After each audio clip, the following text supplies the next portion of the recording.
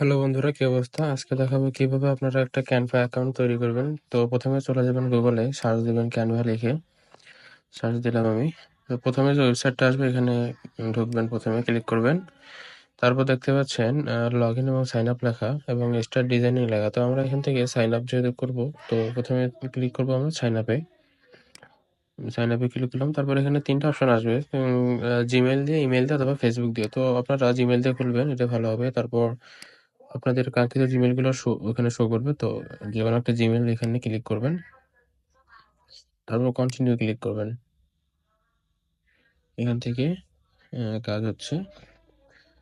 তো তারপরে এখানে আপনারা দেখবেন যে অনেকগুলো অপশন চলে আসছে। এখান থেকে আপনারা পার্সোনাল যে অপশনটা এইটা সিলেক্ট করবেন। তারপর সোশ্যাল মিডিয়া কন্টেন্ট,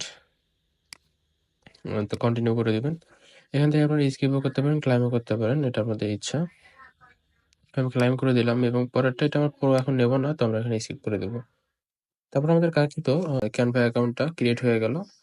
তো আমি নেক্সট ভিডিওতে দেখাবো কিভাবে আপনারা ক্যানভা টুলস গুলো ইউজ করে সুন্দর সুন্দর ডিজাইন তৈরি করতে পারবেন, সুন্দর সুন্দর লোগো তৈরি করতে পারবেন আপনাদের ইচ্ছা মতো, কিভাবে থাম্বনেল গুলো তৈরি করতে হয়। আমি সবকিছুই ধাপে ধাপে দেখাবো আপনাদের।